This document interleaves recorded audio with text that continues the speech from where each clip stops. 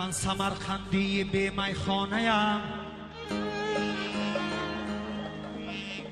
من سمرقندی به میخانه‌ام، اون سمرقند گشته از غمخانه‌ام.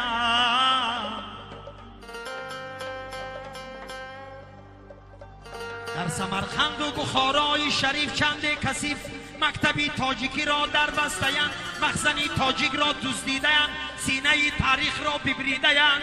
در سمرقندی سمرمند از غروری تاجیکی ترسیده‌اند. در سمرقند و بخارای شریف بر تاجیکان داده بس حسنادهای زورکی، بر جگرگاه نموی آریان زخمها زد کاردهای زورکی. ای دل و جانم سمرقند، ای دل و جانم بخارا، تاجیکستانم سمرقند، تاجیکستانم بخارا.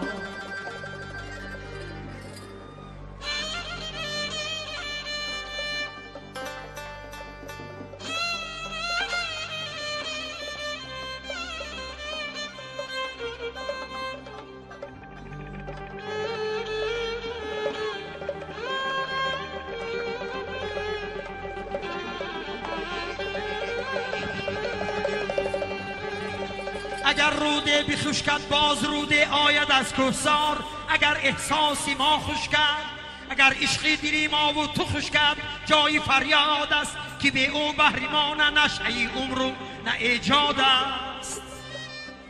اگر کشته نسب زد سال دیگر باز می سبزد، نسب زد گر امیدی ما، نسب زد گر محبت در دلی ما، جای افسوس است که فقدانش به نزدی بخردان همواره محسوس است.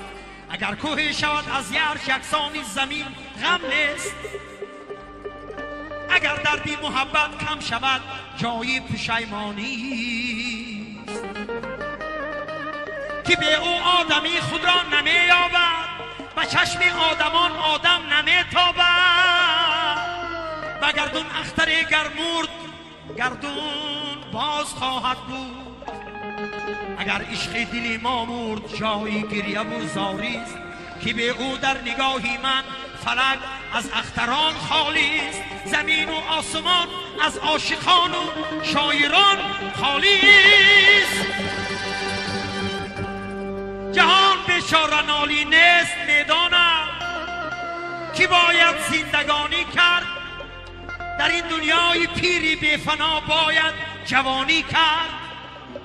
تو پیوندی منی بر روزگاری تازه الحق، تو پیوندی منی بر نوبهاری تازه الحق. تو میدانی ولی گاهم نمیدانی، که عشقی ما جوان باید بماند گرچه ما بیریم. که عشقی ما چنان باید بماند گرچه ما میریم. که تا امروز سوزان بود، اسیان بود، طوفان بود.